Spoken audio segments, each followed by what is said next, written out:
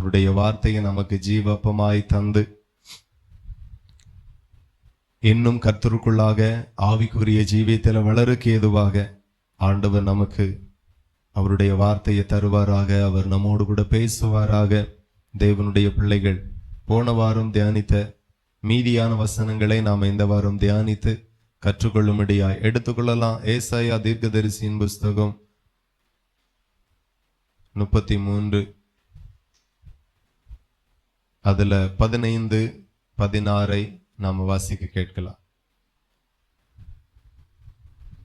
நீதியாய் நடந்து செம்மையானவைகளை பேசி இடுக்கண் செய்வதால் வரும் ஆதாயத்தை வெறுத்து பரிதானங்களை வாங்காதபடிக்கு தன் கைகளை உதறி இரத்தம் சிந்துவதற்கான யோசனைகளை கேளாதபடிக்கு தன் செவியை அடைத்து பொல்லாப்பை காணாதபடிக்கு தன் கண்களை மூடுகிறவன் எவனோ அவன் உயர்ந்த இடங்களில் வாசம் பண்ணுவான்.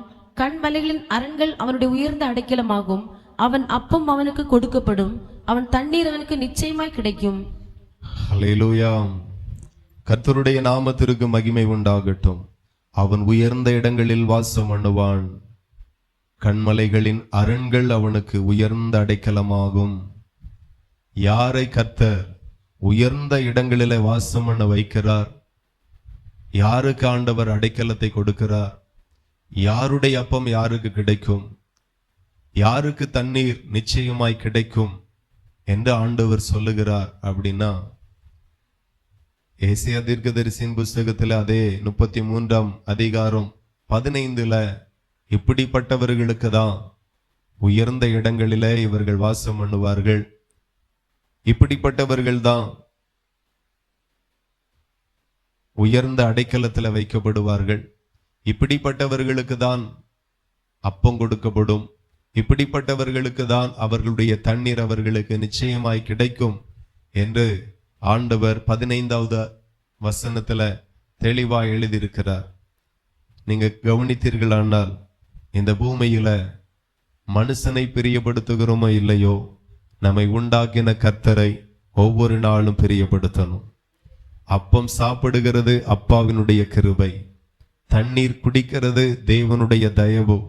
நம்முடைய அப்பம் நமக்கு கிடைக்கிறது, நம்முடைய தண்ணீர் நிச்சயமாய் நமக்கு கிடைக்கிறதுண்டா அது நம்முடைய பணத்தினால பலத்தினால அல்ல, பரலோகத்தின் தேவனுடைய கட்டளைகளின் பேரில் நீங்க ஒவ்வொரு பேரும் பெற்று கொண்டிருக்கிறீர்கள். கரங்களை தட்டி தெய்வாதி தேவனை மகிமைப்படுத்துங்க. ஹல்லேலூயா. தேவனுக்கு மகிமை. இன்றைக்கும் காசாவில் பார்த்தீங்கன்னா எத்தனையோ பேருடைய வீடுகள் இடிக்கப்பட்டு கிடக்கிறது. 40,000 என்று சொல்லுகிறார்கள். லட்சக்கணக்கான ஜனங்கள் மரித்து போனார்கள். லட்சக்கணக்கான ஜனங்களுடைய வீடுகள் இடிக்கப்பட்டது, சொத்துகள் தகர்க்கப்பட்டது, தரைமட்டமாகுது. ஜனங்களுக்கு தண்ணீர் இல்லை, ஜனங்களுக்கு ஆகாரம் இல்லை, ஜனங்களுக்கு வீடு இல்லை, சுகம் இல்லை. அது ஒரு தேசத்துல மட்டுமா அப்படின்னு பார்த்தீங்கன்னா, நிறைய தேசத்துல அவர்களுடைய அப்பம் அவர்களுக்கு இல்லை, அவர்களுடைய தண்ணீர் அவர்களுக்கு இல்லை, அவர்களுடைய சொத்து அவர்களுக்கு இல்லை. வாகனங்கள் சேதப்பட்டு போயிற்று, வீடுகள் சேதப்பட்டு போயிற்று, கடைகள் சேதப்பட்டு போயிற்று. அவர்களுக்குரியது அவர்களுக்கு இல்லாமல் போயிற்று. ஆனால் ஆண்டவர் சொல்லுகிறார், அவன் அப்பம் அவனுக்கு கொடுக்கப்படும், அவனுடைய தண்ணீர் அவனுக்கு நிச்சயமாய் கிடைக்கும் என்று. ஆனா யாருக்கு கொடுக்க ஆண்டவர் சித்தமாய் இருக்கிறார், யாருக்கு கொடுக்கிறதுல அவருடைய இருதயம் மனமகிழ்ச்சி அடைகிறது என்கிறதை வேதத்துல நாம தியானிக்கும் போது நமக்கு புரிகிறது. எல்லாருக்கும் அவர் கொடுக்கல, எல்லாருக்கும் அவர் கொடுக்க விரும்பல. ஆனாலும் இன்றைக்கு பாவிக்கு அப்பம் கொடுக்கிறார் என்றா அதுதான் தேவனுடைய மகாபெரிய கிருபை. ஹல்லேலூயா. எல்லார் மேலையும் மழையை வரிசிக்க பண்ணுகிறார், எல்லாருக்கும் காற்றை அனுப்புகிறார், எல்லாருக்கும் தண்ணீரை கொடுக்கிறார், எல்லாருக்கும் அப்பத்தை கொடுக்கிறார். இதுதான் தேவனுடைய மகாபெரிய கிருபையாயிருக்கிறது. இந்த கிருபையை பெற்று இருக்கிற நாம், இந்த கிருபைக்குள்ளாய் வந்திருக்கிற நாம் ஒன்றை மாத்திரம் புரிந்து கொள்ள வேண்டும். தேவனுடைய இருதயத்தை புரிந்து கொள்ள வேண்டும். புதிய ஏற்பாடு கிருபையின் காலமாய் இருக்கிறது, பழைய ஏற்பாட்டு நியாயப்பிரமாணத்தின் காலமாய் இருக்கிறது.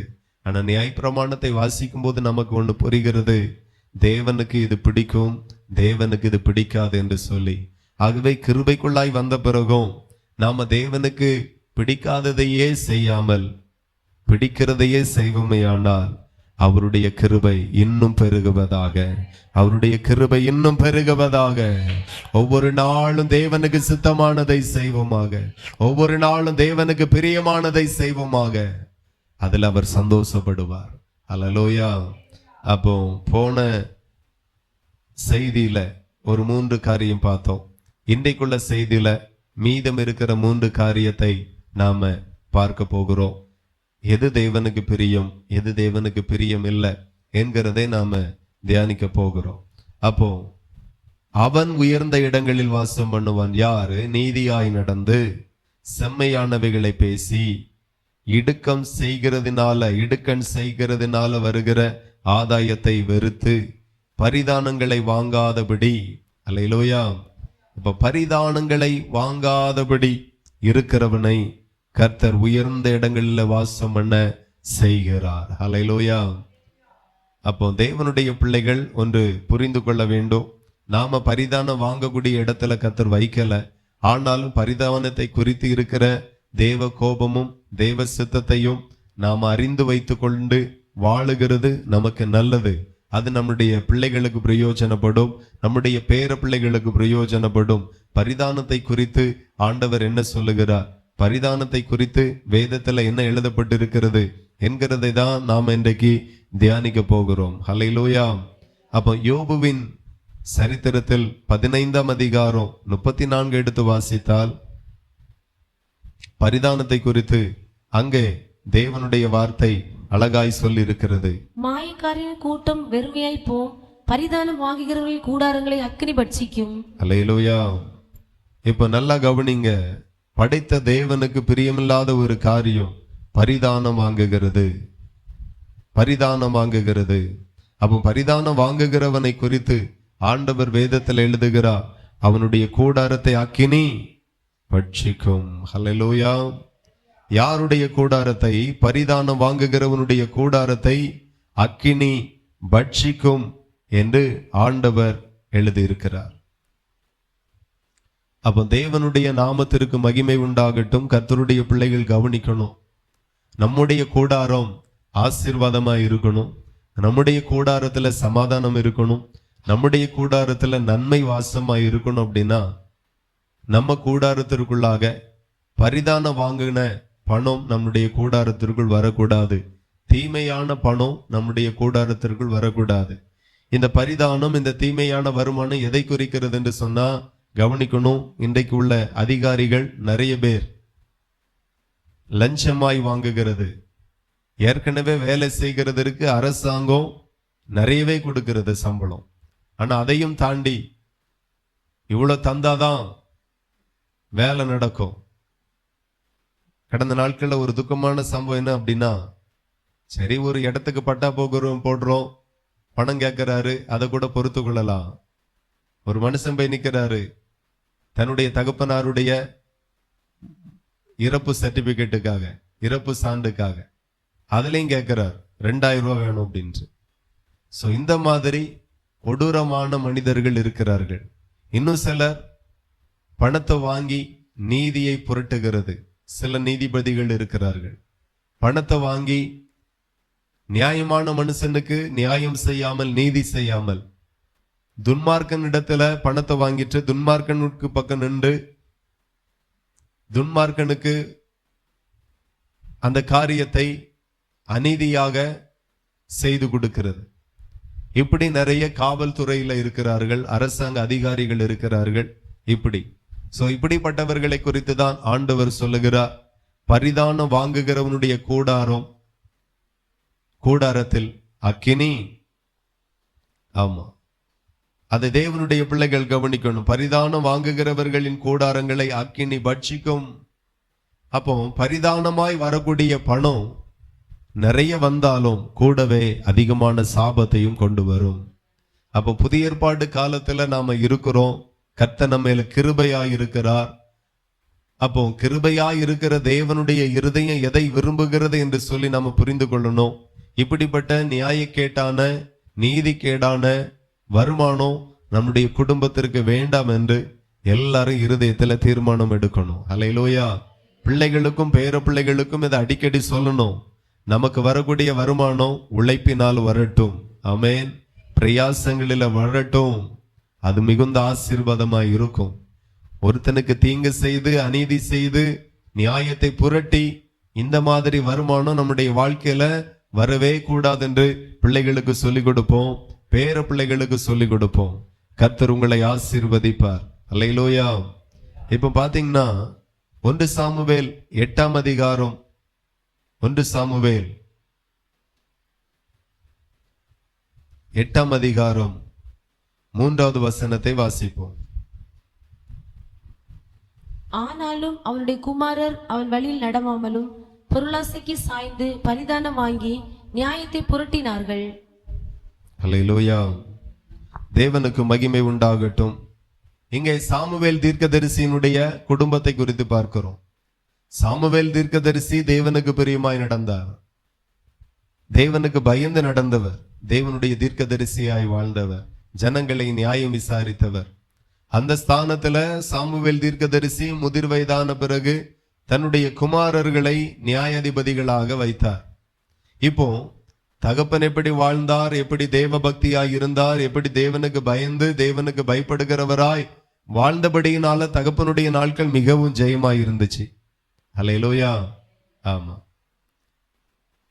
நீங்க வேதத்துல வாசித்தீர்களானால் தேவனுக்கு பயந்து தேவனுடைய நீதி நியாயங்களை கை கொண்டு நடக்கிற ராஜாக்களை கர்த்தர் ஆசீர்வதித்து இருக்கிறார், ராஜாக்களுடைய பிள்ளைகளை ஆசீர்வதித்து இருக்கிறார். ஆனா தேவனுடைய நீதியை செய்யாத ஒருவரையும் தேவன் இந்த பூமியில ஆசீர்வாதமாய் வைத்ததில்லை. அப்போ சாமுவேல் தீர்க்கதரிசியினுடைய பிள்ளைகள், சாமுவேல் தீர்க்கதரிசி வயது சென்றபடியினால அவருடைய ஸ்தானத்துல பிள்ளைகளை நியாயாதிபதிகளாக வைத்தார்கள். அன்றைக்கு போலீஸ் ஸ்டேஷன் இல்ல, அன்னைக்கு கோர்ட் இல்ல, அன்னைக்கு மனுஷனுக்கு நீதி செய்ய நியாயம் செய்ய வேற ஒரு துறைகள் அமைப்புகள் இல்லை. ஒரே ஒரு அமைப்பு தான் நியாயாதிபதி. அவர்களிடத்துல தான் தன்னுடைய பிரச்சனைகளை கொண்டு போவாங்க. ஒரு எல்கை பிரச்சனையா கொண்டு போவாங்க, ஒரு தோட்டத்தின் பிரச்சனை, ஒரு சகோதரர்களுக்குள்ளாய் பிரச்சனை, குடும்ப பிரச்சனை, என்ன பிரச்சனையா இருந்தாலும் நியாயாதிபதிகளிடத்துல போகணும். அவர்கள் நியாயம் தீர்ப்பார்கள். இந்த ஸ்தானத்துல கர்த்தர் சாமுவேலின் பிள்ளைகளை ஆண்டவர் வைத்தார். அது அவர்களுக்கு கொடுத்த மிகப்பெரிய கிருபை. ஆனால் அந்த இடத்திற்கே தகுதியற்றவர்களாகவே வாழ்ந்தார்கள். என்னைக்குமே கர்த்தர் நம்மை ஒரு ஸ்தானத்துல வைக்கிறார் என்றால் அந்த ஸ்தானத்துல உண்மை உள்ளவர்களா இருக்கணும். அல்லேலூயா. உங்களை ஒரு குடும்பத்திற்கு தலைவியாக வைத்திருக்கிறார், ஒரு புருஷனுக்கு ஒரு மனைவியாக வைத்திருக்கிறார், 2 பிள்ளைகளுக்கு தாயாக வைத்திருக்கிறார். இந்த ஸ்தானத்துல நீங்க உண்மை உள்ளவர்களா இருக்கணும். இந்த ஸ்தானத்துல மிகச்சரியான நபராக இருக்கணும். யோசித்து பாருங்க, நான் இருக்கிறேனா? இன்னைக்கு சமுதாயத்துல பார்க்கிறோம், மனைவி தன்னுடைய ஸ்தானத்துல சரியில்லை, கணவன் தன்னுடைய ஸ்தானத்துல சரியில்லை. ஆனா உங்களை நேசித்து நல்ல கணவனை, உங்களை நேசித்து நல்ல மனைவியை, உங்களை நேசித்து உங்களை நம்பி பிள்ளைகளையும் கர்த்தர் தந்தார். கர்த்தருக்கோ பெருத்த ஏமாற்றம். ஏண்டா கொடுத்தேன்னு இருக்கும் இப்போ. ஆனா நாம தேவன் நம்மை வைத்திருக்கிற ஸ்தானத்துல நாம ரொம்ப சரியா இருப்போமே, ஆனால் உங்களையும் என்னையும் குறித்து கர்த்தர் ரொம்ப சந்தோஷப்படுவார். ஹல்லேலூயா. ஆமா, உங்க ஸ்தானத்துல நீங்க சரியா இருக்கணும் எப்போதுமே. சிலருக்கு பிள்ளைகளை குறித்து பாத்தீங்கன்னா ஏண்டா பெத்தேன் அப்படின்னு இருக்கும். ஆமேன். சில பெற்றோர்களுக்கெல்லாம் இவனை போய் பெத்துட்டேன அப்படிங்கிற மாதிரி இருக்கும். ஆண்டவரும் இவங்களுக்கு போய் பிள்ளைகளை கொடுத்துட்டேன, இப்படியா வளர்க்கிறது அப்படிங்கிற மாதிரி. ஒரு குடும்பத்தை குறித்து நான் கேள்விப்பட்டேன். 3 ஆண் பிள்ளைகள், 3 ஆண் பிள்ளைகள் மேலையும் 4 நாள் கேஸ் இருக்கிறது. ஆமா, அடிபிடியில இருந்து மிரட்டல், களவு, கடத்தல் எல்லாம் இருக்கு. எவ்வளவு பெருமையா இருக்கும் பாருங்க. பெற்றோருக்கு அதுல ஒரு துளி அளவும் பிரச்சனை இல்லை. ஆமா, என் பிள்ளைகளுக்கு ஊரே பயப்படுது, அந்த சந்தோஷத்துல அவங்க திருப்தியா இருக்காங்க. படித்தவருக்கு எப்படி இருக்கும்? ஏன்டா இவ்வளவு நம்பி இந்த 3 ஆம்பளை பிள்ளையை கொடுத்தேன். எத்தனையோ பேருக்கு குழந்தையே இல்லை, அவங்களுக்கு இதுல ஒண்ணு கொடுத்திருந்தா கூட நல்லா வளர்த்திருப்பாங்க. சோ நம்ம ஸ்தானங்களில நாம ரொம்ப சரியா இருக்கணும். ஊழியர்கள் ஊழியத்துல சரியா இருக்கணும். விசுவாச பிள்ளைகளை நம்பி ஒரு சபையில கர்த்தர் கொண்டு வந்திருக்கிறார். அந்த சபையில நீங்க சரியா இருக்கணும். குடும்பத்துல தாயாக, குடும்பத்துல மனைவியாக, குடும்பத்துல சகோதரியாக கர்த்தர் உங்களை வைத்திருக்கிறார். அந்தந்த ஸ்தானத்துல நீங்க சரியா இருந்தால் ஆமென், உங்களை அந்த ஸ்தானத்திற்கு உயர்த்தினவர் ரொம்ப சந்தோஷப்படுவார். ஆமா, சவலை குறித்து ஆண்டவர் அவ்வளவு துக்கப்பட்டார், மனஸ்தாபப்பட்டார் என்று வேதத்துல வாசிக்கிறோம். இவனை ஏன் என் ஜனத்துக்கு அதிபதி ஆக்கினே, ராஜாவாக இவனை ஏன் ஆக்கினே என்று ஆண்டவர் வேதனைப்பட்டார். உடனே தள்ளி இருக்கலாம், ஆனாலும் 40 வருடம் ராஜாவாக நீடிக்கும்படி கிருபை தாங்கிச்சு. ஹல்லேலூயா. இன்னைக்கும் நாம ஓடுகிற ஓட்டம் எல்லாம் அவருடைய கிருபைனாலதான். நான் சொல்லுகிற கிருபைனால ஓடுகிறதை காட்டிலும் அவரை சந்தோஷப்படுத்தி ஓடுவோமே ஆனால் இன்னும் நீங்க ஆசீர்வாதமாய் இருப்பீர்கள், இன்னும் மேன்மையாய் இருப்பீர்கள். கர்த்தருடைய இருதயம் மகிழும். ஹல்லேலூயா. ஆண்டவர் சொல்லுகிறார், ஒரு பாவி மனம் திரும்பினால் பரலோகத்தில் எப்படி இருக்குமா? மிகுந்த சந்தோஷமா இருக்கும். ஹல்லேலூயா. அப்ப பரலோகத்தை சந்தோஷப்படுத்துவோம். ஒருவரும் தேவனை துக்கப்படுத்தி வாழவே முடியாது. ஆனா பரலோகத்தை சந்தோஷப்படுத்திட்டானா அவனால துக்கமா வாழவே முடியாது. அவன் சந்தோஷமா இருப்பான், அவன் சமாதானமா இருப்பான், அவன் ஆசீர்வாதமா இருப்பான். சோ பரலோகத்தை சந்தோஷப்படுத்துவோம். நம்முடைய ஸ்தானத்துல நிறைய பேர் அவரவருடைய ஸ்தானத்துல சரியா இல்லை. ஆமா, சிலருக்கு பாத்தீங்கன்னா தனித்து இருக்கணும். அவங்கள ஒரு 10 பேர் கூட ஒரு குரூப்பா வைக்கவே முடியாது. எப்போதுமே பழகிட்டாங்க. ஒருத்தங்க சொல்லுவாங்க துபாயில இருந்து, என் அக்கா அங்க ஊர்ல பாவம் ஒத்தையில இருக்கா, பிள்ளைகள் கிடையாது, கணவன் கிடையாது, தனியா இருக்கா, பாவம் பாவம் அப்படின்னாங்க. ஹல்லேலூயா. அப்போ 2 மாசம் லீவ் போட்டு துபாயில இருந்து வந்து அவங்க கூட இருந்தாங்க. 15 நாள்ல நினைச்சாங்க, ஏன்டா துபாயில இருந்து வந்தோம், ஏன்டா துபாயில இருந்து 2 மாசம் லீவ் போட்டு இவளுடைய சந்தோஷத்துக்கு ஆறுதலுக்காக வந்தோம் மாதிரி ஆயிப்போச்சு. சில ஆளுக்கு பாத்தீங்கன்னா குடும்பமா கூட்டா ஒரு 10 பேர் கூட சந்தோஷமா இருக்கிறதே பிடிக்காது, செட்டே ஆகாது. அவங்க தனியாளா வாழ தெரியும், குடும்பமா வாழ தெரியாது. தனியாளா வாழ தெரியும், மற்றவர்களை அனுசரிச்சு வாழ தெரியாது. மற்றவர்களை சகித்து வாழ தெரியாது. மற்றவர்களை புரிந்து வாழ தெரியாது. மற்றவர்களிடத்தில் எப்படி பேசணும்னு தெரியாது. இப்படி நிறைய பேர் இருக்கிறாங்க. ஹல்லேலூயா. நமக்கு வாழ்ந்திருக்கவும் தெரிந்திருக்கணும், தாழ்ந்திருக்கவும் தெரிந்திருக்கணும். எத்தனை பேருக்கு புரியுது? ஆமா, நல்ல வாழ்க்கையை தந்தா அதுலயும் வாழ தெரியணும். ஒண்ணுமே இல்லை அப்படின்னா கூட வாழ தெரியணும். நிறைய பேர் குடும்பத்தில் எப்படி பழகணும், சபையில் எப்படி பழகணும் தெரியாது. ஊழியக்காரன் எப்படி பழகணும் தெரியாது. வியாபாரத்தில் எப்படி பழகணும் தெரியாது. சேமா இருப்பாங்க. வீட்டிலையும் டென்ஷன், வியாபாரத்திலையும் டென்ஷன். நான் ஒரு நாள் ஒரு கடைக்கு சூப்பு குடிக்க போயிருந்தேன். கடையில ஆளே இல்லை. அந்த கடைக்காரரை பார்த்து பரிதாபப்பட்டு, சரி பாவம் வியாபாரம் இல்லை, அங்கிட்டு போய் குடிக்கிறதுக்கு இவங்க கடையில குடிப்போம் அப்படி போனா என்ன அப்படின்னாரு. ஹல்லேலூயா. ஆமா, போனது சூப்பு குடிக்க, ஓசில குடிக்க போவேல, தொட்டு கொடுத்து குடிக்க போறோம். கடைக்கிட்ட போனோன்னு என்ன அப்படின்னாரு. ஏதோ இவர்கிட்ட போய் நான் ஒரு 1000 ரூபாய் கடன் கேட்க போன மாதிரி. எனக்கு ஒரு 5 நிமிஷம் என்ன மறு உத்தரவு சொல்லனே தெரியல. அதுக்கு பிறகு கொஞ்ச நேரம் கழிச்சு என்னத்துக்கு இங்க வந்தோடனே மறந்து போச்சு. ஒரு வியாபாரி இப்படி இருந்தா கடை எங்க விளங்கும். ஒரு வியாபாரம் செய்யறாங்களாம், அந்த இடத்திற்கு கரெக்டா ஃபிட் ஆகணும். சாமுவேல் சிறு பிள்ளையா இருக்கும்போது கர்த்தருடைய வீட்டில கொண்டு விடப்பட்டான். அவன் சின்ன வயசுலேயே கர்த்தருடைய இருதயத்தை கவர்ந்து கொண்டவன். ஹல்லேலூயா. அங்கேயே பணிவிட செய்து அங்கேயே படுத்துக்குவான். கர்த்தர் ஏலிட்ட பேச வேண்டியதெல்லாம் இந்த சின்ன பிள்ளைகிட்ட வந்து கர்த்தர் பேசி கொண்டிருந்தார். காரணம், ஏலிக்கும் 2 பிள்ளைகள் இருக்கிறாங்க. ஆனா இருதயத்தை கவர்ந்து கொள்ள முடியல, கர்த்தருடைய இருதயத்தை புரிந்து கொள்ள முடியல. கர்த்தர் அவர்களிடத்துல பேசல. என்னைக்குமே மனுஷன் படிப்பை பார்ப்பான், தகுதியை பார்ப்பான், அந்தஸ்தை பார்ப்பான், பணத்தை பார்ப்பான். இவைகளை வைத்தே பழகுவான், நெருங்குவான். ஆனா கர்த்தரோ, நீ வைக்கப்பட்ட ஸ்தானத்தில் எப்படி இருக்கிறாயோ அதை வைத்து உன்னிடத்துல நெருங்கி வருவார். எத்தனை பேருக்கு புரியுது? சாமுவேல் இடத்துல நெருங்கி போனார். சாமுவேலை கூப்பிடுகிறார். சாமுவேலுக்கு புரியல, தேவனா மனுஷனா? சத்தம் ஒண்ணு கேட்குது. இங்க என்ன தவிர ஏலி மட்டும்தான் இருக்கிறார். அப்ப அவரு தான் கூப்பிட்டுருப்பாரு அப்படின்னு அங்கிட்டு போறான்.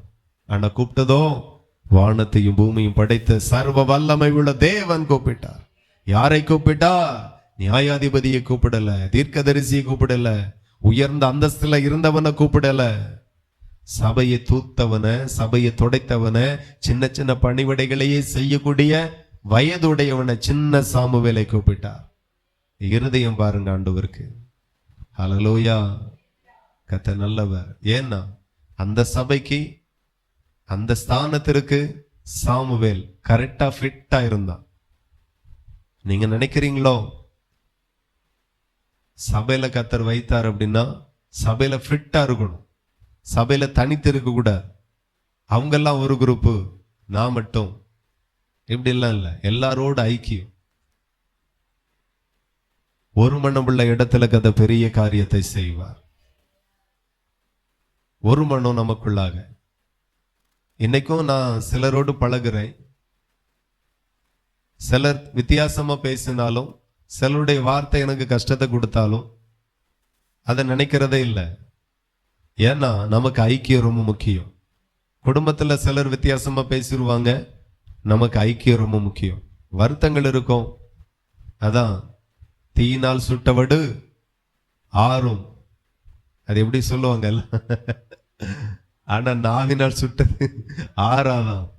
அது பாத்தீங்கன்னா அவ்வளோ எஃபெக்ட் உள்ளது. சிலர் பேசினது செய்தது மறக்க முடியாது, ஆனா என்னால மன்னிக்க முடியும். எத்தனை பேர் ஆமீன் சொல்றீங்க? ஆமா, மறக்க முடியாது ஆனா மன்னிக்க முடியும். மறக்க முடியாத ஆனா ஏற்றுக்கொள்ள முடியும். மறக்க முடியாத ஆனா சகிக்க முடியும். காரணம், நமக்கு குடும்பம் வேணும், நமக்கு உடன்பிறப்புகள் வேணும், நமக்கு சொந்தங்கள் வேணும், நமக்கு சபை வேணும். கர்த்தர் இந்த குடும்பத்துல நம்மை கொண்டு வந்திருக்கிறார். சில குடும்பத்துக்கு உங்களை மருமகளாக, பாட்டியாக, சித்தியாக, அம்மாவாக, மாமியார், யாரோ ஒரு விதத்துல கர்த்தர் அந்த குடும்பத்துல உங்களை வைத்திருக்கிறார். அந்த குடும்பத்திற்கு, அந்த ஸ்தானத்திற்கு நீங்க கரெக்டா ஃபிட்டா இருக்கணும். அதை தேவன் விரும்புகிறார். ஹல்லேலூயா. எத்தனையோ பேர் அந்த ஸ்தானத்திற்கு கரெக்டா ஃபிட் ஆகல. அதான் பிரச்சனையே, சரியே இல்லை. ஆதாமை தூக்கி வெளியே போட்டதற்கு காரணமே ஏதேன் தோட்டத்திற்கு அவன் ஃபிட்டா இல்ல, தூக்கிட்டார். வெளியே போ. ஏலிக்கு அடுத்தால் அவனுடைய பிள்ளைகளை கொண்டு வந்திருக்கணும், அவங்க ஃபிட்டா இல்ல, தூக்கிட்டார். சாமுவேலுக்கு அடுத்தால அவன் ஃபுல்லா அந்த ஸ்தானத்துல நியாயாதிபதியா வந்திருக்கணும், தூக்கிட்டார்.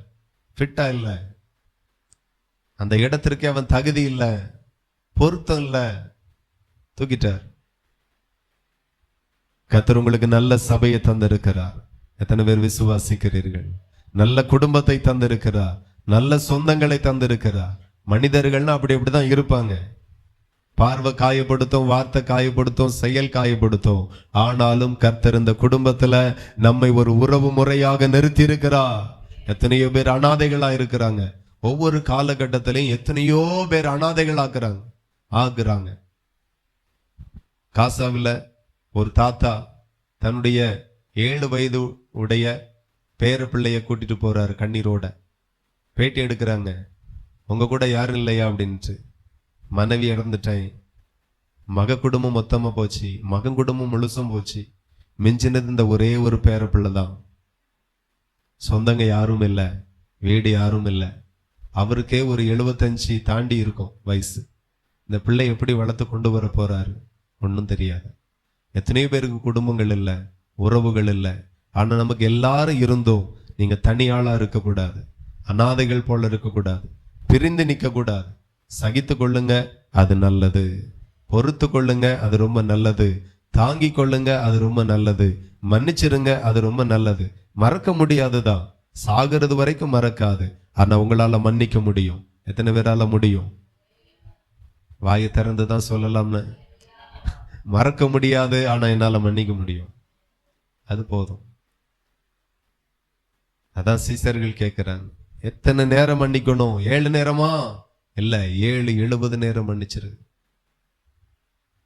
சோ நம்ம சபைக்கு ஒரு ஊழியக்காரனாய், சபைக்கு ஒரு விசுவாச பிள்ளையாய், குடும்பத்திற்கு ஒரு தாயாக, குடும்பத்திற்கு ஒரு மனைவியாக, குடும்பத்திற்கு ஒரு சகோதரியாக இருந்தா எல்லாத்தையும் நீங்க தாங்கி தான் ஆகணும், எல்லாத்தையும் நீங்க பொறுத்து தான் ஆகணும், எல்லாத்தையும் நீங்க சகித்தாதான் ஆகணும்.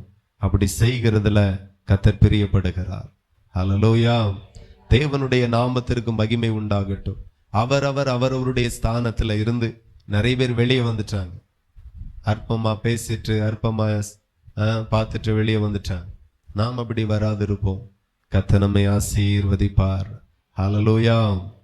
அப்போ சாமுவேலுடைய பிள்ளைகள் ஆண்டவர் அவர்களை நியாயாதிபதியா வைத்தார். ஆனா பொருந்தவே இல்லை. பரிதானம் வாங்கி துன்மார்க்கனுக்கு சாதகமாய் தீர்ப்பு சொல்லி, ஆதாரம் இருந்தும் ஆதாரத்தை எல்லாம் குழி தோண்டி புதைச்சிட்டு, எந்த ஆதாரமும் இல்லாதவனுக்கு இவன் தான் கரெக்ட், இவன் செய்கிறதா சரி என்று பணத்தை வாங்கிட்டு நீதியை புரட்டினார்கள். இப்படியேதான் அவர்கள் வாழ்ந்தார்கள். அவருடைய சரித்திரத்தை தான் நாம வாசிக்கிறோம். பிரசங்கி 7:7 நாம வாசித்தால், வாசிங்க. பிரசங்கி 7ஆம் அதிகாரம் 7வது வசனம் சொல்லுகிறது, இடுக்கணானது ஞானியையும் பைத்தியக்காரனாக்கும், பரிதானம் இருதயத்தை கெடுக்கும். அல்லேலூயா. பரிதானம் இருதயத்தை கெடுக்கும். அப்போ நீதிமானுக்கு தீமை செய்யும்படி துன்மார்க்கனிடத்துல பணத்தை வாங்குகிறது பரிதானம். ஒரு நீதியை புரட்டும்படி பணம் வாங்கிட்டு புரட்டுகிறது பரிதானம். அப்போ ஒருவனுக்கு நீதி செய்து என்ன ஒருவனுக்கு தீங்கு செய்கிறது, அதற்காக பரிதானம் வாங்குகிறது. சோ இது மேல நாம போகவே கூடாது. எல்லாருக்கும் ஒரே தீர்ப்பா இருப்போம். கர்த்தர் நல்லவர், இந்த காரியத்தை வெறுக்கிறார், ஆகவே நாமளும் வெறுப்போம். அது ரொம்ப நல்லது. தேவனுக்கு மகிமை உண்டாகட்டும். அடுத்தபடியா வசனம் என்ன சொல்லுகிறது? ஏசாயா 33, ஏசாயா தீர்க்கதரிசி 33:15 வாசித்தால், நீதியாய் நடந்து செம்மையானவைகளை பேசி இடுக்கண் செய்வதால் வரும் ஆதாயத்தை வெறுத்து பரிதானங்களை வாங்காதபடி தன் கைகளை உதறி இரத்த சிந்துகிறதற்கான யோசனைகளை கேளாதபடி, ஹல்லேலூயா, தன் செவியை அடைத்து பொல்லாப்பை காணாதபடி தன் கண்களை மூடுகிறவன். ஹல்லேலூயா. கர்த்தருடைய நாமத்திற்கு மகிமை உண்டாகட்டும். இந்த இடத்துல ஒரு காரியம் சொல்லப்பட்டு இருக்கிறது. அது என்ன அப்படின்னா, ஆண்டவருடைய வார்த்தை சொல்லுகிறது,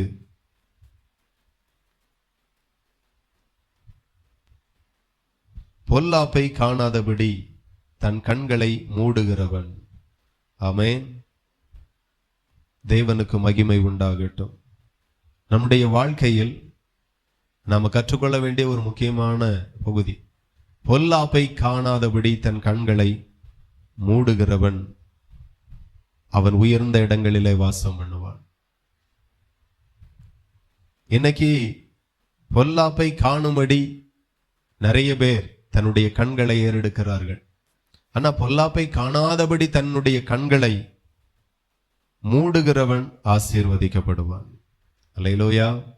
இந்த பூமியில நிறைய பொல்லாப்பு இருக்கிறது. ஒரு வழிபாட்டு ஸ்தலங்களில கூட ஆடல் பாடல் ஆபாச நிகழ்ச்சிகள் நிறைய இடங்கள்ல நடக்கிறது. ரசிக்க ஒரு பெருங்கூட்டம் இருக்கிறது. செல்போன்ல ரசிக்கிறவர்கள் இருக்கிறாங்க, டிவில கம்ப்யூட்டர்ல ரசிக்கிறவர்கள் இருக்கிறாங்க. ஆனா தேவன் எதை விரும்புகிறார் அப்படின்னா, பொல்லாப்பை காணாதபடி தன் கண்களை மூடுகிறவனே உயர்ந்த இடங்களிலே வாசம் பண்ணுவான். அப்போ பொல்லாப்பை காணாதபடி நம்முடைய கண்களை மூடணும். அந்த ஒரு தீர்மானம் நம்ம எடுக்கணும். கண்டதையும் பார்க்க கூடாது. கண்களோடு ஒரு உடன்படிக்கை இருப்பதாக. யோபு அதை செய்திருந்தார். கண்களோடு ஒரு உடன்படிக்கை. ஆண்டவரே, நீர் தந்த கண்கள், இந்த கண்களை கொண்டு நல்லதை மட்டுமே பார்ப்பேன், தீமையானதை ஒன்றுமே பார்க்க மாட்டேன். படைத்தவருக்கு எவ்வளவு சந்தோஷமா இருக்கும். அல்லேலூயா. ஆமா, ஒரு ஸ்திரியை இச்சையோடு பார்க்கிறவன் அவன் விபச்சாரம் பாவம் செய்தாயிற்று என்று ஆண்டவர் வேதத்தில் எழுதியிருக்கிறார். பார்வை ரொம்ப நம்மளை கரைப்படுத்தும். அப்போ பார்வையில நம்ம ரொம்ப கவனமா இருக்கணும். கண்டதையும் பார்க்க கூடாது. கண்கள் இருளா இருந்தா எல்லாமே இருண்டும்.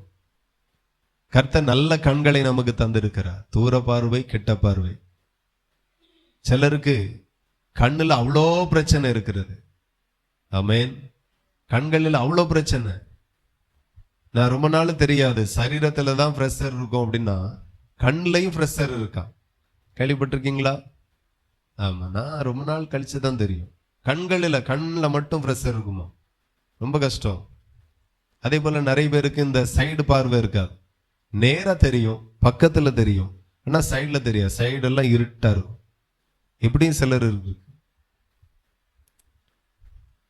சிலருக்கு நம்ம கண்ணை மூடி மூடி திறக்கிறோம், அதுல ஒரு கண்ணுல நீர் சுரக்குது தேவையான அளவுக்கு. அப்படி சுரக்கலைன்னா கண்ணு சிக்கும், ஜாம் ஆகும். அப்படி நிறைய பேருக்கு பிரச்சனை இருக்கு. கண்ணுல சுரக்க வேண்டியது நீர், அது பேர் தெரியல. அப்போ நம்ம என்ன டாக்டரா எல்லாத்துக்கும் பேரை சொல்லிட்டு இருக்கக்கு? அப்ப அதுல ஒரு நீர் சுரக்குது. அதனால கண்ணு திறந்து திறந்து முடைச்சல நமக்கு ஒரு பாதிப்பும் இல்லை, நல்ல ஃப்ரீயா இருக்கு. அது வேலையை அது பாட்டுக்கு செய்யுது. ஆனா சிலருக்கு அந்த சுரப்பி நின்னுரும். அப்போ கண்ணை மூடி திறக்கும் போது கண்ணு வலிக்கும், அழுத்தம் கூடும். நிறைய பிரச்சனைகள் கண்ணுல இருக்கிறது. ஆனா எல்லா பிரச்சனைகளுக்கும் நம்மை நீங்களாக்கி ரட்சித்த தேவனுக்கு மகிமை உண்டாவதாக. அந்த தேவன் சொல்லுகிறார், அவருடைய வார்த்தை நீங்க கவனிங்க. பொல்லாப்பை காணாதபடி தன் கண்களை மூடுகிறவனோ உயர்ந்த இடங்களில வாசம் பண்ணுவானா. பொல்லாப்பை நீங்க பார்க்க ஆசைப்படாதிருங்க. நிறைய பேர் பணம் கொடுத்து பொல்லாப்பை பார்க்க போகிறார்கள். பணம் கொடுத்து எத்தனையோ சிட்டிகளில் விபச்சார தெரு இருக்கிறது, விபச்சார விடுதி இருக்கிறது, பார்கள் இருக்கிறது, லேடிஸ் பார் இருக்கிறது, கேளிக்கைகள் விடுதி இருக்கிறது. பணம் கொடுத்து போறாங்க பொல்லாப்பை ரசிக்க. சில தேசங்கள் வேசித்தன விபச்சாரத்திற்கென்றே ஸ்பெஷல் பேர் போன தேசங்கள் இருக்கிறது. விசா எடுத்து டிக்கெட் எடுத்து டிராவல் பண்ணி பணம் செலவழிச்சு பொல்லாப்பை செய்யும்படி, பொல்லாப்பை ரசிக்கும்படி, பொல்லாப்பை காணும்படி தூர இடங்களுக்கு பயணம் போகிறவர்களும் உண்டு. நாம் இந்த கண்களை தந்த தேவனுக்கு உண்மை உள்ளவர்களாயிருப்போம். நான் சொல்லுகிறேன், எத்தனை வயது வரைக்கும் நீங்க இந்த பூமியில ஜீவனோடு இருக்கிறீர்களோ அதுவரையிலும் கண்கள் மங்காது. மோசேனுடைய கண்கள் 120 வயது வரையிலும் மங்கவே இல்லை. அவனுடைய பார்வை ரொம்ப தெளிவா இருந்துச்சு, இருள் அடையவே இல்லை, ஷார்ப்பா இருந்துச்சு. நான் சொல்லுகிறேன், அவனுடைய கண்கள் தேவனுடைய மகிமையை கண்ட கண்கள், அவனுடைய கண்கள் தேவனையே பார்த்த கண்கள், அவரை பார்க்க ஆசைப்பட்ட கண்கள். எத்தனை பேருக்கு அவரை பார்க்கணும் தரிசனத்திலே ஆகிலும் ஆசையே கிடையாது. டிவியை பார்க்க ஆசை இருக்கு, நாடகம் பார்க்க ஆசை இருக்கு, சினிமா பார்க்க ஆசை இருக்கு, செல்போன் பார்க்க ஆசை இருக்கு. படைத்த தேவனை பார்க்க மோசே ஆசைப்பட்டான். அவருடைய கண்கள் அவருடைய சாயலை பார்த்தது. 120 வயது வரையிலும் கண்கள் மங்கவே இல்லை. அல்லேலூயா. காரணம், அவன் பொல்லாப்பை பார்க்காமல் படைத்தவரையே பார்க்க ஆசைப்பட்டான், அவருடைய மகிமையை பார்க்க ஆசைப்பட்டான், அவருடைய சாயலையும் தோற்றத்தையும் பார்க்க ஆசைப்பட்டான். நம்ம கண்களை வச்சுட்டு எதையோ பார்க்கிறோம். கானான் என்கிறவன் சபிக்கப்பட்டவன். அல்லேலூயா. ஏன் சபிக்கப்பட்டான்? அவன் மேல வர சாபத்திற்கு காரணம் தான் என்ன? கண்கள் இருக்கு என்று சொல்லி எல்லாத்தையும் பார்க்க அனுமதி இல்லை. ஆனாலும் பார்த்துட்டு கண்கள் தெரிகிறதுண்டா, இதுக்கு பேரு தான் பெரிய கிருபை. அல்லேலூயா. ஆகவே கர்த்தர் கிருபை கொடுத்திருக்கிறார். கிருபை கொடுத்து கொண்டு இருக்கிறவர் துக்கத்தோடு கிருபையை தராமல் சந்தோஷத்தோடு கிருபையை தரும்படி நீங்க இன்னும் அவருடைய இருதயத்தை புரிந்து கொண்டு உங்க பார்வையை மாத்துவீர்கள். ஆனால் கிருபை மேல கிருபை பெருகிட்டே போகும். எத்தனை பேருக்கு புரியுது? அல்லேலூயா. பாவம் செய்கிற ஊழியக்காரன் இருக்கிறான், பாவம் செய்கிற விசுவாசிகள் இருக்கிறாங்க, விசுவாசியும் ஊழியக்காரனும் சேர்ந்து பாவம் பண்ணுகிற கூட்டம் நிறைய இடங்கள்ல இருக்கிறது. அவர்களுக்கும் காணும்படி கேட்கும்படி பேசும்படி சத்துவத்தை கொடுத்த தேவனுடைய கிருபை பெரியது. ஆனா கிருபையை போக்கடிக்கிறார்கள். நாமளோ கிருபையை திரளாய் பெற்றுக்கொள்ளுவோம். காலைதோறும் அவருடைய கிருபை புதிதாக இருக்கிறது. அந்த கிருபைகளை திரளாய் பெற்றுக்கொள்ளுவோம். அவருடைய கிருபை எவ்வளோ பெரியது. நிறைவே துக்கப்படுத்தி கொண்டே இருக்கிறாங்க. நாமளோ கர்த்தரை சந்தோஷப்படுத்துவோம். தேவனுக்கு மகிமை உண்டாகட்டும்.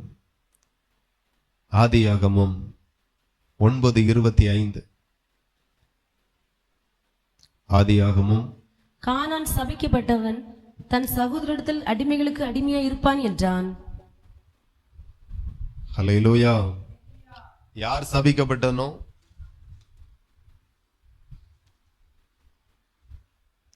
ஆண்டவருடைய வார்த்தை சொல்லுகிறது, கானான் சபிக்கப்பட்டவன். ஏன் சபிக்கப்பட்டவன்?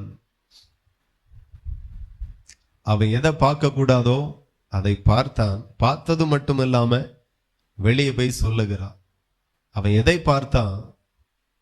தன்னுடைய தகப்பன் நோவா திராட்சரசம் குடித்து வெறித்து வஸ்திரம் விலகி படுத்திருந்தான். தகப்பன் தான் வேணும்னு பார்க்கல, மறைச்சிருக்கலாம், வஸ்திரத்தை சரிப்படுத்தி இருக்கலாம், பண்ணல. வெளியே போய் கேலியாக கிண்டலாக மற்றவர்களும் பார்க்கும்படி வெளியே போய் எல்லாம் சொன்னான். ஆனா அவனுடைய சகோதரர்களோ கேள்விப்பட்டு, தகப்பன் படுத்திருக்கிறார், அப்படியா, அவன் குடிகாரை, குடிச்சிட்டு படுத்திருக்கான், திமிரு பிடிச்சவன், கிடக்கட்டும் அப்படின்னு பேசாம, அந்த ஆபாசத்தையும் அந்த நிர்வாணத்தையும் பார்க்காம பின்னமாற வந்து வஸ்திரத்தை எடுத்து அவனை மூடி போட்டார்கள். அல்லேலூயா. இப்ப பிற்பாடு தகப்பனுக்கு தெரிகிறது, தன்னுடைய பிள்ளைகள் தனக்கு செய்த நீதியும் தனக்கு செய்த அநீதியும் அவருடைய காதுக்கு வருகிறது. அப்போ கானான் என்னை பார்த்தான், வஸ்திரம் விலகி படுத்திருந்ததை பார்த்தான். அவன் நினைச்சிருந்தா யார்ட்டையுமே சொல்லாம மறைச்சிருக்கலாம். ஆனா செய்யாம அதை தன்னுடைய சகோதரருக்கு அறிவித்தான். ஆகையினால கானான் சபிக்கப்பட்டவன் என்று அவன் சொல்லுகிறான். அல்லேலூயா. என்னைக்கும் பாருங்க, மற்றவருடைய குறைய கூட 10 பேர்ட்ட சொல்லணும் கடுகளவும் நினைக்காதுங்க. ஆமென். அதே போல மற்றவர்களுடைய குறைகளை கேட்கணும் அப்படின்னு கடுகளவும் ஆசைப்படாதுங்க. ரெண்டும் நமக்கு தேவையில்லாத காரியம். எத்தனை பேருக்கு புரியுது? ஆமா. சில ஆட்கள் பார்த்தீங்கன்னா இருக்க முடியல. அது என்ன பிரச்சனை? கேட்கணும் கேட்கணும் கேட்கணும். ஒரு கிராமத்துல நாங்க 2 பேர் பேசிக்கிட்டு இருந்தோம். காரை விட்டுட்டு பேசிட்டு இருந்தோம். ரோடு வரைக்கும் அந்த நபர் வந்து வழி அனுப்ப வந்தார். அப்ப வழி அனுப்ப வந்த இடத்துல ஒரு 10 நிமிஷம் பேசிட்டு இருந்தோம். அதுலோடி ஒரு அம்மா, ஒரு 48 வயசு இருக்கும், கிராஸ் பண்றாங்க. எங்களை பார்த்த உடனே ஒரு 2 அடி தள்ளி அப்படி நின்றுட்டாங்க. நின்று அப்படியே கேட்குறாங்க, என்னத்தை பேசுறான்னு பாப்பா அப்படின்ட்டு. அந்த அம்மா யாரோ, நாங்க யாரோ.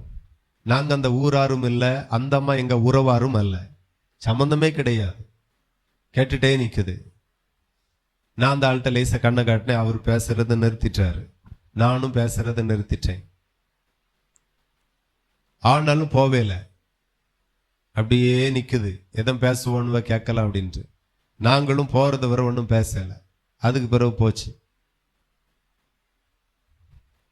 பைத்தியம் முத்திட்டுன்னு சொல்லுவோம்ல, அப்படி ஒரு பைத்தியம் இது. அடுத்த கதை நமக்கு எதுக்கு? இதே மாதிரி பைத்தியங்கள் நிறைய இருக்கு. உங்களை சொல்லல, மொத்தத்துல கிராமங்கள்ல நிறைய இருக்கு. அடுத்த கதைகளை கேட்கணும். அடுத்தவங்க குறைய கேட்டு நீங்க என்ன பண்ண போறீங்க? இல்ல, அடுத்தவங்க குறைய கேட்டு அடுத்தவங்கள்ட்ட போய் சொல்லணும்.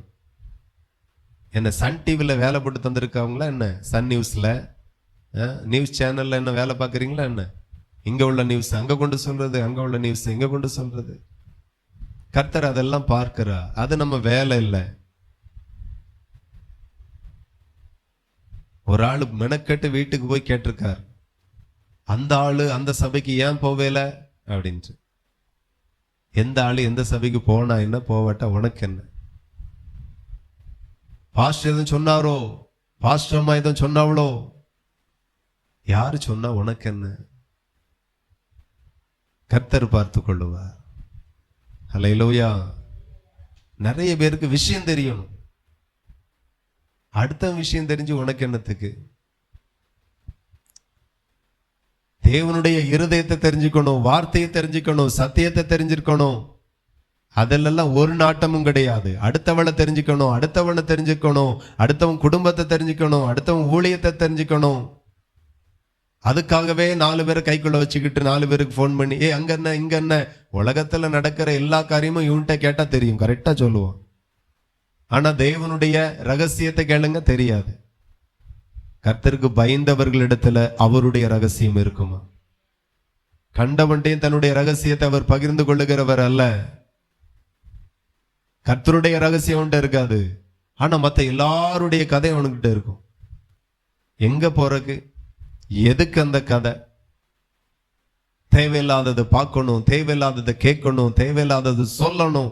இதிலேயே ஆவிக்குரிய கூட்டம் திரளாய் சிக்கி இருக்கிறதை கர்த்தர் வெளிப்படுத்துகிறார். அளவாய் பேசுங்க,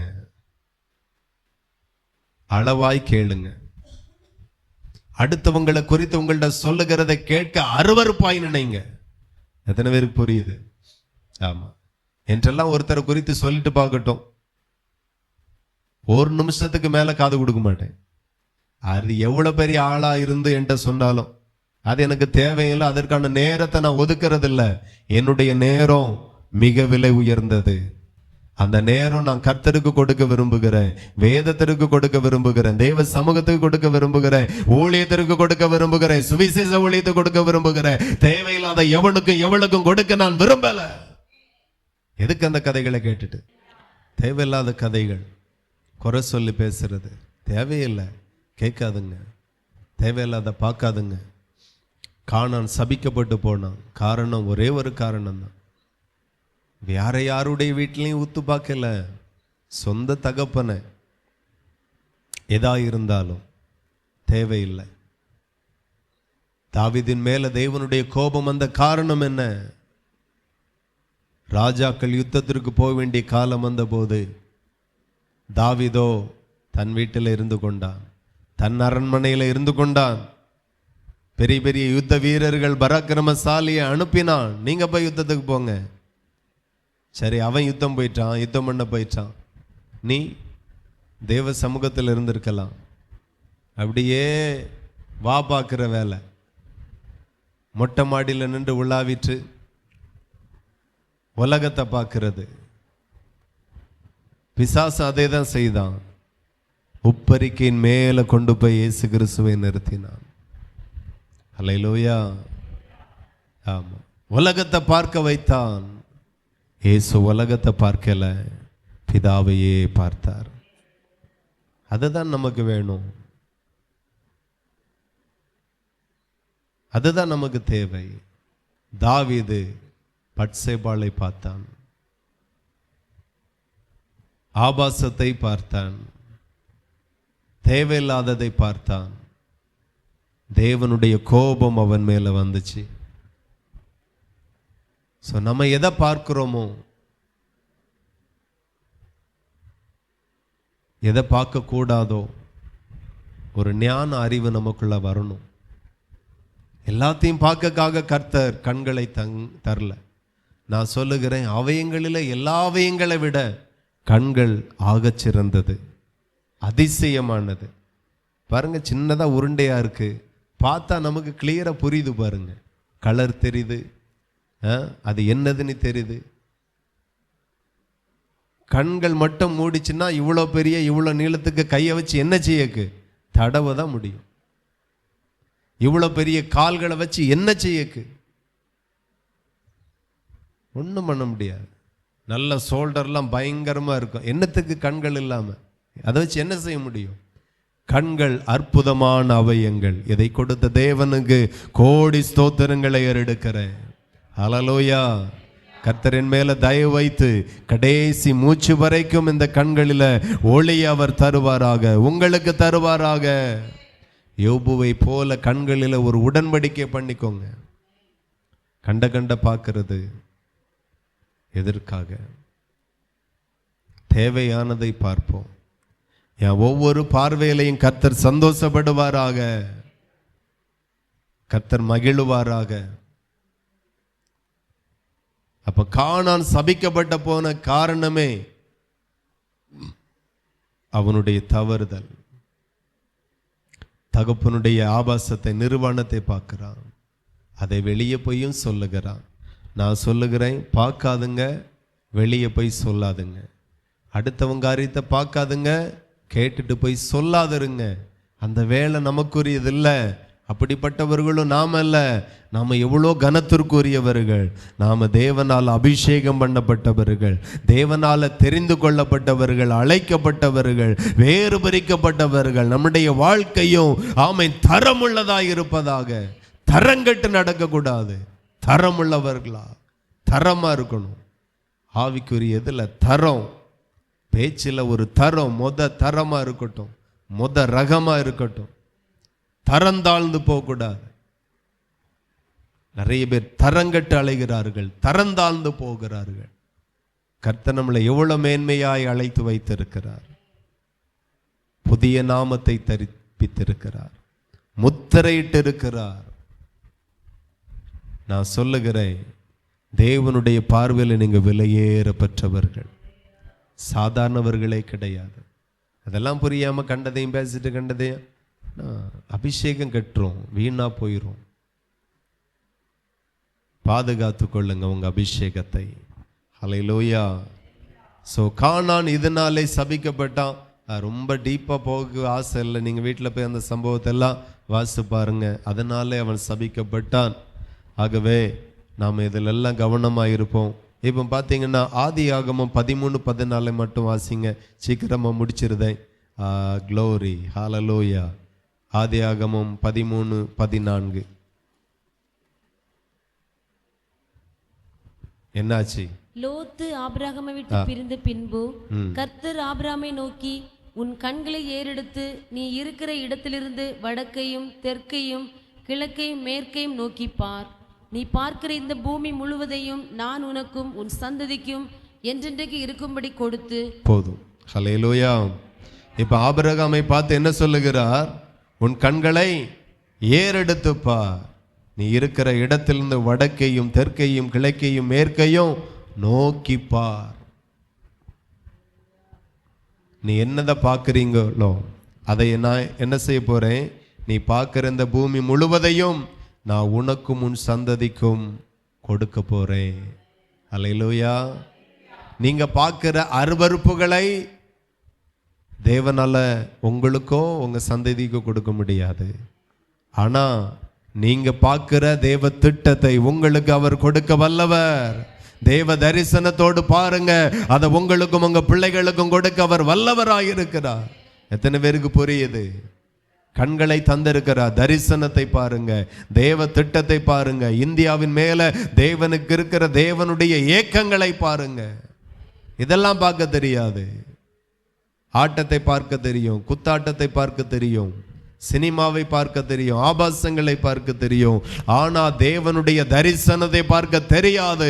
ஆனா ஆபிரகாமுக்கு அவைகளை பார்க்க தெரியாது, தேவனுடைய தரிசனத்தை பார்க்க தெரியும். அவன் கிழக்கை நோக்கி பார்த்தான், அவன் மேற்கை நோக்கி பார்த்தான், அவன் வடக்கை நோக்கி பார்த்தான், அவன் தெற்கை நோக்கி பார்த்தான். தேவன் சொல்லுகிறார், நீ பார்க்கிற இடத்தை எல்லாம் உனக்கும் உன் சந்ததிகளுக்கும் கொடுப்பேன் என்று ஆண்டவர் சொல்லுகிறார். நீ என்ன பார்க்கிறியோ அதுதான் உனக்கு கிடைக்கும். எத்தனை பேருக்கு புரியுது? கண்டதை பார்த்தா தேவையில்லாதெல்லாம் வாழ்க்கையில் வரும். சாபம் வரும், குறைவுகள் வரும், தரித்திரங்கள் வரும். சில நினைக்காங்க கிருபையின் காலம், கிருபையின் காலம்தான். உனக்கு சாபம் வராட்டாலும் அவரிடத்திலிருந்து வர வேண்டியது வராமல் போயிருமே. ஹல்லேலூயா. நீங்க மாறும்போது உங்களை நம்பி நிறையதை ஆண்டவர் கொடுப்பார். எத்தனை பேருக்கு புரியுது? உண்மை உள்ள மனுஷன் பரிபூர்ண ஆசீர்வாதங்களை பெறுவான். உண்மை இல்லாதவனை நம்பி யார் ஆண்டவர் கொடுப்பார்? உங்க பிள்ளைகளுக்கு வயதை பார்க்குறீங்க, குறிப்பிட்ட வயது வந்த பிறகுதான் உங்க சொத்து முழுசையும் பிள்ளைகளுக்கு எழுதி கொடுக்குறீங்க. பிள்ளைகளை நம்பி பணத்தை கொடுக்குறீங்க, பிள்ளைகளை நம்பி ஒரு திருமணம் முடித்து கொடுக்குறீங்க. எல்லாமே ஒரு காலகட்டம். பிள்ளைகள் வளருகிறார்கள், ஞானம் அடைகிறார்கள், அறிவாய் நடக்கிறார்கள், பொறுப்புள்ளவர்களாய் மாறுகிறார்கள். அல்லேலூயா. சில பிள்ளைகளை பாருங்க, பொறுப்பே இருக்காது. ஆமாம், அது கார் சாவி எடுக்கும், பைக் சாவி எடுக்கும், எங்கேருந்து எடுக்குமோ அங்கே வைக்க வேண்டிய பொறுப்பு கூட சில பிள்ளைகள் இருக்காது. கடைசியில் வீடு முழுசு அந்த வெள்ளி காசு தேடின மாதிரியே தூத்து தேடினா கட்லு கீழேயோ, சோபா கீழேயோ, சேர் கீழேயோ, பெஞ்சு கீழேயோ பைக்கு சாவி கிடக்கும். ஒரு சின்ன பொறுப்பு கூட நிறைய பேருக்கு இன்னும் வரல. பொறுப்பாய் இல்லாதவர்களை நம்பி பெரிய பெரிய பொறுப்புகளை கொடுக்க முடியாது. ஸோ கர்த்தர் கொடுக்கணும் அப்படின்னா அதற்கு சில தகுதிகளும் இருக்கிறது. தகுதியாய் மாறுங்க. அல்லேலூயா. பாவத்தை மறைக்காதிருங்க, அதை அறிக்கை செய்து விட்டு விடுங்க, இரக்கம் பெறுவீங்க. அல்லேலூயா. இரக்கம் பெறுவீங்க. தரிசனத்தை காண்கிற கண்களாய் உங்க கண்கள் மாறட்டும். இந்தியாவை வேற மாதிரி பாருங்க. இந்தியா முழுவதும் இயேசுவின் நாமம் உயர்த்தப்பட போகிறது. இந்தியர்கள் எல்லாரும் ரட்சிக்கப்பட போகிறார்கள். இந்தியர்கள் எல்லாம் தேவ மனுஷனாய் மனுஷியாய் மாற போகிறார்கள்.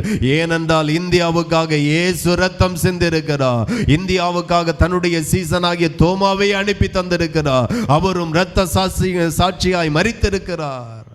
இந்தியாவை இயேசு கிறிஸ்து நேசிக்கிற அந்த தரிசனம் கண்களில் வரட்டும். இந்தியாவின் மேல தேவனுக்கு இருக்கிற ஏக்கத்தை காண்கிற கண்களாய் மாறட்டும். எல்லாம் வரட்டும். ஹல்லேலூயா. சங்கீதம் 121:1 சொல்லுகிறது. அங்கே சங்கீதக்காரன் சொல்லுகிறான். சங்கீதம் 121:1, எனக்கு ஒத்தாசை வரும் பர்வதங்களுக்கு நேராக என் கண்களை ஏறெடுக்கிறேன். வானத்தையும் பூமியை உண்டாக்கின கர்த்தரிடத்திலிருந்து எனக்கு ஒத்தாசை வரும். ஹல்லேலூயா. கண்களை எதற்கு நேராக ஏறெடுக்கணும்? ஆமா, ஒத்தாசை எங்கிருந்து வருமோ? எத்தனை பேருக்கு ஒத்தாசை வேணும்? வாழ்க்கையில எல்லாத்துக்கும் ஒத்தாசை மனுஷன் செய்கிறானோ இல்லையோ, மனுஷனால செய்ய முடியுமோ இல்லையோ, என் நேசரால எல்லாமே முடியும். அவரால் தான் எனக்கு ஒத்தாசை கிடைக்கும். ஆகவே என் கண்கள் மனுஷனையோ பாவத்தையோ உலகத்தையோ நான் பார்க்காம, நான் பார்க்கிறதெல்லாம் ஒத்தாசை வரும் பர்வதங்களுக்கு நேராக மட்டுமே என் கண்களை ஏறெடுப்பேன். அங்க இருந்து எனக்கு ஒத்தாசை வரும். கரங்களை தட்டி அப்பாவை மகிமைப்படுத்துங்க. அங்கிருந்து ஒத்தாசை வரும். ஆகையினால எனக்கு ஒத்தாசை வரும் பர்வதங்களுக்கு நேராக என் கண்களை ஏறெடுக்கிறேன். வானத்தையும் பூமி உண்டாக்கின கர்த்தரிடத்திலிருந்து எனக்கு ஒத்தாசை வரும். தேவையில்லாததை பார்க்காதுங்க, தேவையானவரை பாருங்க. எனக்கு தேவையெல்லாம் ஒன்றுதான். ஹல்லேலூயா. ஏசுதான் தேவை. எத்தனை பேர் சொல்ல முடியும்? ஏசப்பா தான் என் தேவை, ஆண்டவர் தான் என் தேவை, அபிஷேகம் தான் என் தேவை, வரங்கள் தான் எனக்கு தேவை, வல்லமை தான் எனக்கு தேவை. அப்படியே முழங்கள் படிக்கிட்டு தேவ பிரசன்னத்துக்கு முன்பதாக தலை வணங்கி, ஆண்டவரே என்னை நினைத்தருளுவீராக. கண்களெல்லாம் மாறுவதாக. தேவையில்லாததை பார்க்க வேண்டாம். ஆபிரகாம் மேற்கையும் கிழக்கையும் தெற்கையும் வடக்கையும் பார்த்தான். கானான் பார்க்கக்கூடாததை பார்த்தான், சொல்லக்கூடாததை சொன்னான். கானான் சபிக்கப்பட்டவன் என்று தகப்பன் சொல்லுகிறான். ஹல்லேலூயா. தகப்பனிடத்திலிருந்து ஆசீர்வாதத்தை வாங்கணும், ஆனால் தகப்பனிடத்திலிருந்து சாபத்தை வாங்கினான். உங்களை உண்டாக்கின பிதாவாகிய தேவனிடத்திலிருந்து ஆசீர்வாதத்தை நீங்க பெறணும். ஆனால் நாம சாபத்தை பெறுகிற கூடிய வாழ்க்கையே வாழ்ந்து கொண்டிருக்கிறோம். எல்லாரும் ஒப்பு கொடுங்க. ஆண்டவரே, இன்றைக்கு என்னை அர்ப்பணிக்கிறேன். தேவையில்லாத பேச மாட்டேன், தேவையில்லாததை கேட்க மாட்டேன், தேவையில்லாததை பார்க்க மாட்டேன். ஆண்டவரே ஸ்தோத்திரம். பரிதானமாய் வரக்கூடிய எந்த வருமானமும் எனக்கு வேண்டாம். ஸ்தோத்திரம், ஸ்தோத்திரம். நியாயத்தை புரட்டி ஆமென், ஒருவனுக்கு நீதி செய்து ஒருவனுக்கு அநீதி செய்து, ஹல்லேலூயா, ஆமென், ஸ்தோத்திரம். இதெல்லாம் எனக்கு வேண்டாம். ஒப்பு கொடுங்க. ஸ்தோத்திரம், ஸ்தோத்திரம். அன்புள்ள தகப்பனே, எங்களை தரை மட்டும் தாழ்த்துகிறோம், எங்களை தரை மட்டும் ஒப்பு கொடுக்கிறோம். ஆண்டவரே, எங்கள் குற்றங்கள் குறைவுகள் தயவாய் மன்னிங்க. இவ்வளோ தீங்கையும் செய்து நாங்கள் சுகமாய் இருக்கிறோம் என்றால் இயேசு கிறிஸ்துனுடைய இரத்தம் தான்ப்பா காரணம். அவர் எங்களுக்காக பலியானார். அவர் எங்கள் மேல கிருபையாய் இருக்கிறார். நாங்கள் பிழைத்து போகிறோம். ஆனாலும் தேவனுடைய இருதயத்தை புரிந்து கொண்டு நாங்கள் இன்னும் மாறுவோமே ஆனால் கர்த்தர் எவ்வளோ ஆசீர்வதிப்பீங்க. தேவனுக்கு நன்றி. எங்களை ஒப்பு கொடுக்கிறோம். கர்த்தர் ஆசீர்வதியும், தொடர்ந்து பெரிய காரியங்களை செய்யும். இயேசுவின் நாமத்தில் ஜெபிக்கிறோம். ஜெபங்களும் நல்ல பிதாவே, ஆமென். என் ஆத்துமாவே கர்த்தரை ஸ்தோத்திரி, என் முழு உள்ளமே பரிசுத்த நாமத்தை ஸ்தோத்திரி. என் ஆத்துமாவே கர்த்தரை ஸ்தோத்திரி, கர்த்தர் செய்த சகல உபகாரங்களை மறவாதே. ஆமென், ஆமென். ஹல்லேலூயா. கர்த்தர் உங்களை ஆசீர்வதிப்பார். Praise the Lord. ஸ்தோத்திரம், ஸ்தோத்திரம்.